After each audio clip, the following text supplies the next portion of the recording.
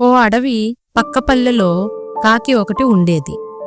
అది అక్కడ మిగతా కాకులతో కలిసి అప్పుడప్పుడు అడవి మొత్తం తిరిగొచ్చేది. ఒకసారి అడవిలోని కొలనులో హంసని చూసి, తెల్లగా ఎంత అందంగా ఉంది హంస, దీనంత సంతోషంగా మరే పక్షి ఉండదు, నేను ఉన్నాని ఎందుకు అని అనుకునేది. ఓసారి హంస దగ్గర అదే మాట అంది. నేను అలానే అనుకుని గర్వపడేదాన్ని, కానీ చిలుకని చూశాక నా అభిప్రాయం తప్పని అర్థమైంది. ఎరుపు ఆకుపచ్చ రంగుల్లో ఎంత బావుంటుందో కదా ఆ చిలక అని హంస అంది. అప్పుడు కాకి చిలుక దగ్గరకు వెళ్ళి హంస అన్న మాటల్ని చెప్పింది.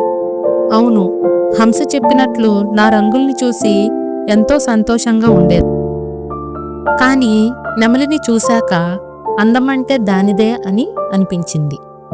నాకు 2 రంగులే ఉన్నాయి, కానీ నెమలికి ఎన్ని రంగులో అని చిలక కాస్త అసూయగా చెప్పింది. వెంటనే నెమలిని కలిసి ఈ మాటలు చెప్పాలనుకుంది కాకి. అడవంతా తిరిగింది, కానీ దానికి ఒక్క నెమలి కూడా కనిపించలేదు.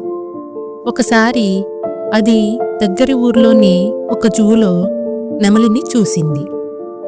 దాని వద్దకెళ్ళి, పక్షులన్నిటిలో అందమంటే నీదే, మనుషులకి నువ్వంటే ఎంతిష్టమో అంటూ పొగడ్తలతో ముంచెత్తింది.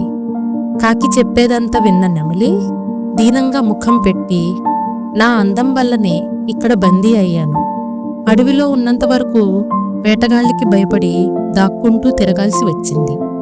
చివరికి వాళ్ల చేతికి చిక్కి ఈ జూలో పడ్డాను. ఇక్కడికొచ్చాక కాకి కంటే స్వేచ్ఛాజీవి మరొకటి లేదు కదా అని అనిపిస్తోంది.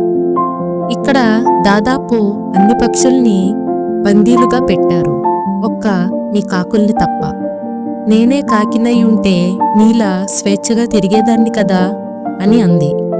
ఆ మాటలు విన్న కాకి అప్పటినుంచి మిగతా పక్షులతో పోల్చుకోకుండా హాయిగా జీవించడం మొదలుపెట్టింది.